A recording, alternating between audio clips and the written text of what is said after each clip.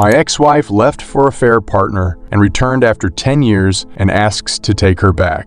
Me, 34 male. My ex-wife, 35 female, call her Juliet. My neighbor affair partner, my neighbor's wife, 37 female, call her Nancy. Me and my wife married in 2009. We had our baby in 2010. In November 2010, while she was asleep, a message popped on her phone and was a flirty message. I checked on her phone and it was from our neighbor. I went through every single message, which included sexting, sharing nudes, and even had planned meetups at hotels. This was going on from the first week into our marriage. I felt like my world crumbled in front of me. I took screenshots of every message and saved on my phone. Next day, I contacted Nancy and let her know about the affair. They were married for 4 years and had their first baby almost exact same time as we had ours. I confronted my wife and told her that I am going to give her divorce. She started crying and everything else, but I did not consider it. I also did paternity test on our child. Because the affair timeline was same as conception date, after 2 days, when I come home from work, our baby was crying in our bed and Juliet was nowhere to be seen. Then I found a letter of her telling that she did not love me and she had left with affair partner and to not contact them. I knew this was coming, but I didn't believe that a mother can leave her child, was about 6 months, alone and can run off with her lover. I then went to Nancy's house. She had received same letter by her husband. I felt sorry for her as she was going from postpartum depression, had her baby just a few months ago and was left alone. Also, paternity test result came back and he was my son. I tried to contact Juliet's family, but they also didn't know where she was and was shocked by her behavior. Her father even said that if she ever came back, she would not be allowed to enter their house. They basically disowned her. Nancy was very supportive. She began coming to my home to watch kids and even breastfed both of them, her and mine. As time passed, we were like family. My son called her mom and had known only her as mom. We also decided to go on dates. We engaged a year later and married in 2013. We had our first child in 2015.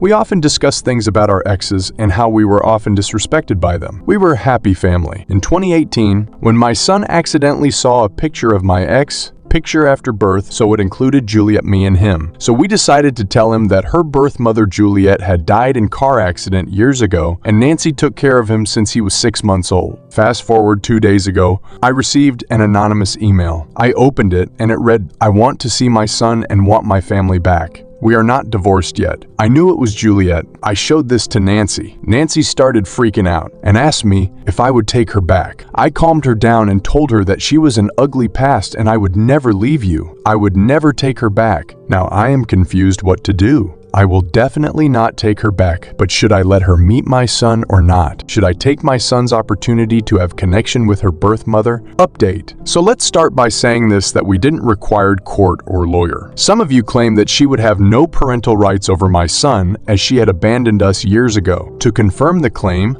I contacted my friend, who is a lawyer, and confirmed that she could face heavy fine, termination of parental rights in jail. I told him about the time period of abandonment and asked what were the chances of winning in my case. He told me that if a parent fails to contact physically to child for over a year, 99% he/she is given termination of parental rights.